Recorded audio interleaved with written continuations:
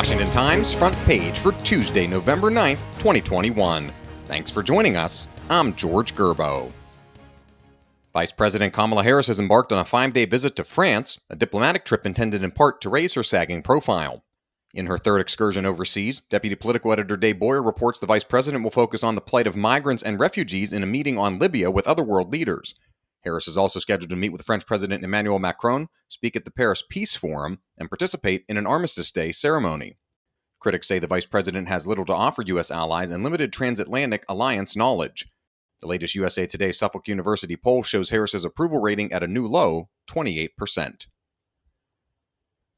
President Biden is racing to find partners in Central Asia willing to host U.S. troops, equipment, and intelligence assets the Pentagon says are vital to keep al-Qaeda, ISIS, and other extremists from launching deadly attacks from Afghanistan.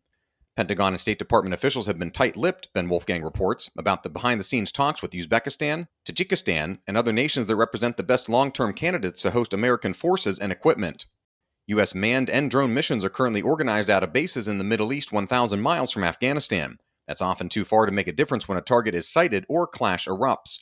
Taliban leaders are adamantly opposed to allowing U.S. and allied forces back into Afghanistan and insist they can deal with any terrorist operations in the country. 100 years ago Tuesday, the USS Olympia pulled into the Washington Navy Yard to deliver the remains of America's first unknown soldier back home.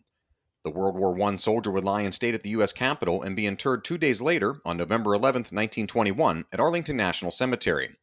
Stephen Dinan reports Arlington is commemorating the centennial with a reenactment of the original journey and entombment in what amounts to a rededication of the resting place for unknown soldiers from World War I, World War II, and the Korean War.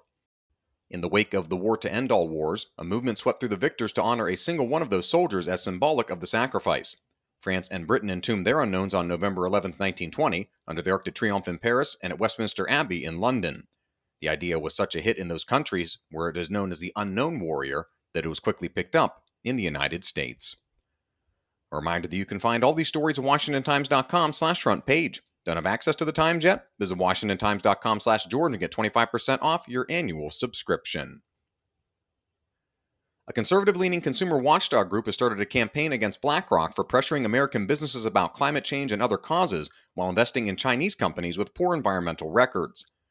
It's not clear how much money Blackrock may be investing in China and its companies, James Varney reports, but that's not stopping the group Consumers Research from funding advertisements and billboards in New York City targeting the world's largest money manager. The company did not respond to questions about its investments in China, which is the world's largest greenhouse gas producer and has been accused by human rights groups of using slave labor to produce some products. And finally, Jeff Murdoch has a look at where the investigation by Justice Department Special Counsel John Durham into suspected FBI wrongdoing in launching the Trump-Russia probe stands now. Igor Danchenko is scheduled to be arraigned Wednesday. He is expected to plead not guilty to 5 counts of lying to the FBI about he obtained information that ended up in former British spy Christopher Steele's dossier on the former president. Michael Sussman was indicted in September. He has pled not guilty to charges that he lied to the FBI in a 2016 meeting in which he shared purported links between the Trump Organization and a Russian bank.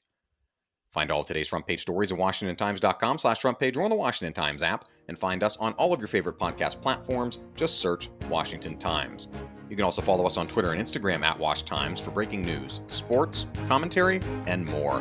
For the Washington Times, I'm George Gerbo.